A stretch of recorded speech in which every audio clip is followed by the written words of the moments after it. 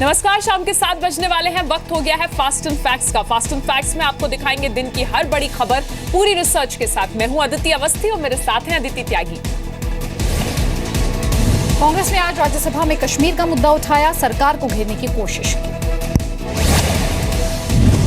कांग्रेस की ओर से राज्यसभा में विपक्ष के नेता गुलाम नबी आजाद ने कश्मीर मुद्दे पर बहस की शुरुआत की। प्रदर्शन के दौरान लोगों के घायल होने का मुद्दा उठाया। वित्त मंत्री अरुण जेटली ने मामले पर दलगत राजनीति से ऊपर उठकर सोचने की नसीहत दी। सेना और सुरक्षा बलों की कार्रवाई को सही ठहराया।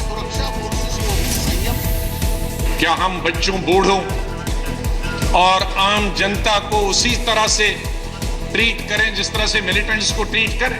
आम जनता के साथ इस तरह का स्वभाव हो, सलूक हो, मुझे माफ कीजिए, हम उसमें शामिल नहीं होना चाहेंगे आपके साथ। केवल कांग्रेस और बीजेपी या हमारी भीतरी राजनीति का नहीं है। आज हम लोगों का प्रयास होना चाहिए कि एक आवाज में हम लोग बोलें, वहां शांति आए, वहां आम आदमी को तकलीफ ना हो। इससे पहले पीएम मोदी ने कैबिनेट में शामिल किए गए नए मंत्रियों का संसद के दोनों सदनों में परिचय कराया। दलपत सिंह परास्ते को श्रद्धांजलि देने के बाद लोकसभा में कार्यवाही दिन भर के लिए स्थगित हो गई। संसद का मॉनसून सत्र 12 अगस्त तक चलेगा। सरकार ने मौजूदा सत्र में जीएसटी समेत 16 बिल पास कराने का प्रस्ताव रखा है। मौजूदा सत्र के दौरान सरकार 3 अध्यादेशों की जगह लेने के लिए बिल पास कराने की कोशिश करेगी। लोकसभा और राज्यसभा में 56 बिल लटके हैं। 11 बिल लोकसभा में और 45 बिल राज्यसभा में पेंडिंग हैं। मॉनसून सत्र की शुरुआत से पहले टीएमसी ने बढ़ती महंगाई के मुद्दे पर संसद के बाहर प्रदर्शन किया। गृह मंत्री राजनाथ सिंह ने कश्मीर में जारी हिंसा के लिए पाकिस्तान को जिम्मेदार ठहराया है। राज्यसभा में कश्मीर के हालात पर बहस के दौरान राजनाथ सिंह ने पाकिस्तान पर जमकर निशाना साधा। भारत के आंतरिक मामलों में दखल का आरोप लगाया। गृह मंत्री ने साफ किया कि आतंकवादियों के खिलाफ सख्ती हो रही है और आगे भी होगी। कहने को तो नाम पाकिस्तान है, लेकिन हरकतें उसकी हर नापाक है। और मैं यकीन दिलाना चाहता हूं कि मिलिटेंट के साथ सख्ती होगी, हो रही है और होगी। लेकिन साथ ही उन्होंने ये भी कहा है कि जनता के साथ सिंपैथी होनी चाहिए। उधर कश्मीर में आतंकी बुरहान वानी की मौत के 10वें दिन भी तनाव बरकरार है। सीआरपी और जम्मू कश्मीर पुलिस की कोशिश है कि हालात को जल्द से जल्द सामान्य बनाया जाए और यही वजह है कि आज जो शहर के अंदर है कुछ ढिलाई दी गई है ताकि जो लोग हैं वो आराम से आ जा सके। कश्मीर में बुरहान वानी की मौत के बाद हिंसा की 566 घटनाएं सामने आई हैं। प्रदर्शन के दौरान 25 संपत्तियों को आग लगा दी गई। 49 को भारी नुकसान पहुंचा है। हिंसा की वजह से अब तक 33 स्थानीय लोगों की मौत हुई है। प्रदर्शन के दौरान 1948 लोग घायल हुए, जिसमें से 1744 को अस्पताल से छुट्टी मिल चुकी है। हिंसा के दौरान 1671 जवान घायल हुए हैं। 1 जवान शहीद हुआ है। कश्मीर के पुलवामा जिले में आज भीड़ की ओर से किए गए पथराव में पीडीपी विधायक मोहम्मद खलील बंद घायल हो गए। अमृतसर के स्वर्ण मंदिर पहुंचकर दिल्ली के मुख्यमंत्री अरविंद केजरीवाल एक बार फिर से विवादों में घिर गए हैं। केजरीवाल आज सुबह 3 बजे स्वर्ण मंदिर में भूल बख्श यानी माफी मांगने पहुंचे थे, लेकिन मंदिर के लंगर से जो तस्वीरें सामने आई उनसे केजरीवाल पर पश्चाताप के नाम पर पब्लिसिटी स्टंट का आरोप लग रहा है। आरोपों के मुताबिक केजरीवाल ने जिन बर्तनों को साफ किया वो पहले से ही साफ थे। केजरीवाल के पास खड़ा शख्स उन्हें पहले से धोई जा चुकी प्लेटें और चम्मच दे रहा है और वो उन्हें एक बार पानी में डुबोकर ऊपर ट्रे में रख रहे हैं। आम आदमी पार्टी ने केजरीवाल का बचाव किया है। झूठे बर्तन तो इन्होंने क्या उठाना, साफ सुथरे बर्तन को धो के आ रहे हैं। मैं कहती हूँ लानत है ऐसे झूठे आदमी पे। ये उनका सियासी चरित्र है कि वो जहाँ भी गंदगी है उसको बढ़ाने का काम करेंगे, उसको धोने का काम नहीं करेंगे। हमें कोई कांग्रेस या अकाली दल से एनओसी नहीं चाहिए। ये सेवा भावना पर शक कर रहे हैं।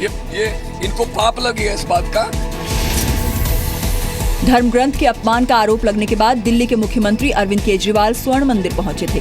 3 जुलाई को केजरीवाल की मौजूदगी में पंजाब विधानसभा चुनाव के लिए एएपी का चुनावी घोषणा पत्र जारी किया गया था। आरोपों के मुताबिक एएपी नेता आशीष खेतान ने घोषणा पत्र की तुलना धार्मिक ग्रंथ से की थी। घोषणा पत्र पर स्वर्ण मंदिर के साथ एएपी के चुनाव चिन्ह झाड़ू की तस्वीर पर भी विवाद हुआ था। दिल्ली के सीएम अरविंद केजरीवाल और आशीष खेतान ने पहले भी इस मामले पर माफी मांगी थी। पूर्व क्रिकेटर और बीजेपी नेता नवजोत सिंह सिद्धू ने राज्यसभा से इस्तीफा दे दिया है। सिद्धू के आम आदमी पार्टी में शामिल होने की अटकलें लगाई जा रही हैं। राज्यसभा के सभापति हामिद अंसारी ने नवजोत सिंह सिद्धू का इस्तीफा स्वीकार कर लिया है। इस्तीफे के बाद कयास लगाए जा रहे हैं कि सिद्धू आम आदमी पार्टी में शामिल हो सकते हैं। एएपी ने सिद्धू के इस्तीफे का स्वागत किया है। कांग्रेस ने सिद्धू के बहाने बीजेपी पर निशाना साधा। पंजाब बीजेपी अध्यक्ष विजय सांपला ने सिद्धू के पार्टी छोड़ने की जानकारी से इनकार किया है। अभी भाजपा छोड़ के गए तो अधिकारिक सूचना भी नहीं है हमारे पास, मगर उन्होंने रिजाइन दिया। ये उनका अपना निजी व्यक्तिगत राय है। मैं नवजोत सिंह सिद्धू जी के इस साहसिक कदम का, इस बहादुरी के फैसले का स्वागत करता हूं। भारतीय जनता पार्टी में जाकर के लोग खुश नहीं हैं, या जो लोग मौजूद हैं उनमें से भी बहुत बड़ी तादाद में लोग खुश नहीं हैं। आज सिद्धू हैं, आगे पता नहीं किसका नंबर होगा।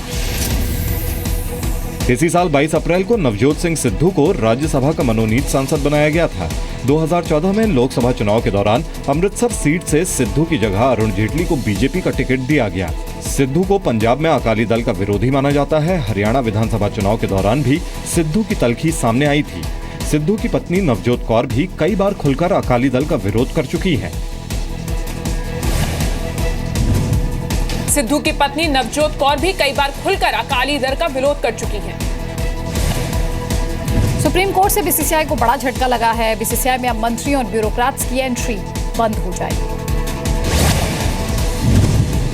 सुप्रीम कोर्ट ने ऐतिहासिक फैसले में जस्टिस लोढ़ा कमेटी की सिफारिशों को मंजूरी दे दी है। बीसीसीआई में सुधार के लिए जस्टिस लोढ़ा कमेटी ने कई सिफारिशें की थी, जिसमें मंत्रियों को पद लेने से रोकने, पदाधिकारियों की उम्र 70 साल से अधिक नहीं होने जैसे सुझाव शामिल थे। हमारे 1 साल की मेहनत रंग लेकर आई है। क्रिकेट फैन बहुत खुश होंगे, गेम भी बहुत अच्छा रहेगा, एडमिनिस्ट्रेशन भी बेहतर होगा। सो गेम के लिए शर्तियाँ बेहतर दिन है। I'm really very happy. And the most important decision of this all, I think, is the ministers and the government officials, the bureaucrats cannot be anywhere in the board of any association or the BCCI. Justice Lodha committee ने 4 जनवरी को BCCI में बदलाव के लिए सिफारिशें की थी, जिसको लागू करवाने के लिए सुप्रीम कोर्ट में याचिका दायर की गई थी। सुनवाई के दौरान बीसीसीआई ने कुछ सिफारिशों पर ऐतराज जताया था। सुप्रीम कोर्ट ने जस्टिस लोढ़ा कमेटी के एक राज्य एक वोट की सिफारिश भी मान ली है। बीसीसीआई में सीएजी का एक सदस्य होने की सिफारिश को भी मंजूरी दे दी गई है। महाराष्ट्र को रोटेशनल आधार पर 3 क्रिकेट एसोसिएशन रखने की अनुमति मिल गई है। सुप्रीम कोर्ट ने विज्ञापन पॉलिसी में सुधार का फैसला बीसीसीआई पर छोड़ा है और आरटीआई के जरिए बीसीसीआई की जानकारी हासिल करने का मामला संसद पर छोड़ दिया गया है। हरियाणा के रोहतक में गैंगरेप की पीड़ित से दोबारा गैंगरेप के मामले में पुलिस ने 2 आरोपियों से पूछताछ का दावा किया है। आरोपियों ने 3 साल पहले भी पीड़ित के साथ गैंगरेप किया था। पीड़ित परिवार के मुताबिक वारदात के बाद से ही आरोपी समझौते का दबाव बना रहे थे। नहीं मानने पर बुधवार को कानून के बेखौफ अपराधियों ने पीड़ित को अगवा कर दोबारा गैंगरेप की वारदात को अंजाम दिया। पुलिस से निकल रही थी, थोड़ा आगे वही 5 लड़के थे गाड़ी में, मुझे गाड़ी में डाल लिया। आपके साथ दुष्कर्म हुआ? जी। 5 एक्यूज हैं, उसमें से 2 एक्यूज को पुलिस पूछताछ कर रही है और उनकी कॉल डिटेल में अभी तक ये सामने आया है कि वो उनकी लोकेशन जिस टाइम का बताया गया है इंसिडेंट, भिवानी में उनकी लोकेशंस हैं। 2013 में भिवानी में गैंगरेप के बाद 5 आरोपियों ने पीड़ित परिवार को धमकी देकर रोहतक शिफ्ट करने को कहा था। बुधवार को 5 आरोपियों ने पीड़ित को कॉलेज के पास से अगवा कर गैंगरेप किया, बेहोशी की हालत में छोड़कर फरार हो गए। पास से गुजर रहे एक शख्स ने पीड़ित को अस्पताल पहुंचाया। होश में आने के बाद पीड़ित ने आरोपियों के खिलाफ शिकायत दर्ज कराई। 5 आरोपियों में से 2 को वर्ष 2013 में गिरफ्तार किया गया था, लेकिन दोनों जमानत पर रिहा हो गए। महाराष्ट्र के अहमदनगर में 13 जुलाई को गैंगरेप के बाद नाबालिग की हत्या के मामले में ये मामला विधानसभा में भी गूंजा। महाराष्ट्र विधानसभा में विपक्ष ने गैंगरेप के बाद हत्या की वारदात को राज्य सरकार की नाकामी बताया, माफी की मांग की। मुख्यमंत्री देवेंद्र फडणवीस ने आरोपियों को गिरफ्तार किए जाने का दावा किया है। आरोपियों के खिलाफ फास्ट ट्रैक कोर्ट में केस चलाए जाने का भरोसा दिया। 13 जुलाई को महाराष्ट्र के अहमदनगर जिले के करजत गांव में 11 साल की नाबालिग कुछ सामान लेने के लिए घर से बाहर गई। 3 आरोपियों ने नाबालिग के साथ गैंगरेप की वारदात को अंजाम दिया। परिवार वालों को नाबालिग बच्ची एक पेड़ के पास पड़ी मिली। उसके हाथ पैर टूटे हुए थे। पीड़ित परिवार बच्ची को इलाज के लिए अस्पताल ले गया। डॉक्टरों ने बच्ची को मृत घोषित कर दिया। पुलिस के मुताबिक एक आरोपी को 14 जुलाई को गिरफ्तार कर लिया गया था। बाकी 2 आरोपी बाद में गिरफ्तार किए गए। पश्चिम बंगाल के मालदा में एक महिला के साथ बेरहमी का मामला सामने आया है। मालदा जिले के मुन्ना टोल गांव में एक महिला को कपड़े उतरवाकर बेरहमी से पीटा गया। महिला के बाएं हाथ की 2 उंगलियां भी काट दी गईं। महिला की गलती सिर्फ इतनी थी कि उसकी गाय पड़ोसी के खेत में घुस गई थी और गाय ने चारा खा लिया। महिला को गंभीर हालत में मालदा के मेडिकल कॉलेज में भर्ती कराया गया है। महिला को बचाने की कोशिश में उसके बेटे को भी चोट आई है। टीएमसी ने दोषियों के खिलाफ कार्रवाई का भरोसा दिया है। कांग्रेस ने ममता सरकार पर निशाना साधा।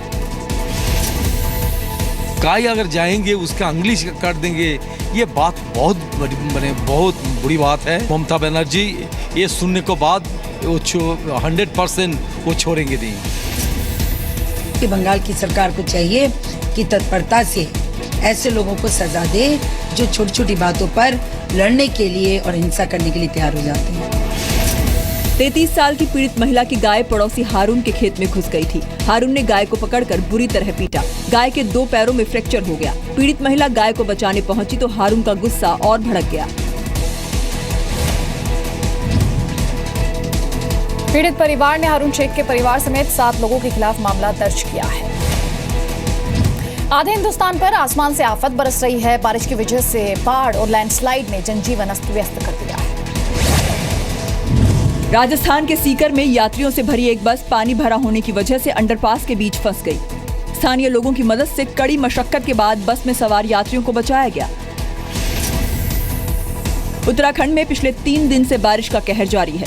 श्रीनगर और रुद्रप्रयाग के बीच NH 58 पर करीब 10 जगहों पर लैंडस्लाइड हुआ है। पहाड़ों से लगातार बड़े बड़े पत्थर गिर रहे हैं। पौड़ी जिले में भारी बारिश की वजह से उत्तराखंड की सभी नदियां उफान पर हैं। नदी किनारे रहने वाले लोगों को सुरक्षित जगहों पर पहुंचाया गया है। हरिद्वार में 48 घंटों से हो रही बारिश की वजह से गंगा नदी खतरे के निशान के करीब पहुँच गई है। तेज बहाव की वजह से कई पुलों को नुकसान पहुँचा है। लैंडस्लाइड की वजह से 4 धाम यात्रा पर भी असर पड़ा है। हजारों श्रद्धालु अलग अलग जगहों पर फंसे हैं। पिथौरागढ़ जिले में भारी बारिश और लैंडस्लाइड की वजह से कैलाश मानसरोवर यात्रा भी प्रभावित हुई है। गंगा, घाघरा, कोसी, गंडक और शारदा नदियों का जलस्तर बढ़ गया है। मध्य प्रदेश के रीवा में हीरा नाम के एक भैंसे के लिए 4 करोड़ रुपए की बोली लग चुकी है। रीवा की एक डेयरी में मौजूद इस भैंसे का नाम है हीरा। हरियाणा के एक कारोबारी ने हीरा को खरीदने के लिए 4 करोड़ रुपए की बोली लगाई है। भैंसे की बोली 2.5 करोड़ रुपए से शुरू हुई थी। यूपी, हरियाणा समेत कई राज्य के लोग हीरा की बोली लगाने पहुंच चुके हैं। हीरा को देखने के लिए डेयरी पर लोगों का तांता लग रहा है। हीरा की देखरेख पर भी पूरा ध्यान रखा जाता है। इसके 2 बच्चे भी हैं, एक 1.5 साल का और दूसरा 3 साल का। बच्चे भी वयस्क भैंसे की तरह ही नजर आते हैं। पहले 3 करोड़ लगा था, इसके पहले 2.5 करोड़ लगा था, इसके बाद फिर 4 करोड़ रुपए लगा। हीरा मुर्रा नस्ल का भैंसा है जिसका वजन करीब 10 क्विंटल है। भैंसे की ब्रीडिंग से जो बच्चा पैदा होता है उसका वजन करीब 40 से 45 किलो होता है। हीरा की एक बार ब्रीडिंग से करीब 80,000 रुपए की कमाई होती है और 1 साल में 40 से 45 भैंसों की ब्रीडिंग होती है। हीरा भैंसे की देखरेख पर रोजाना 1500 रुपए खर्च होते हैं।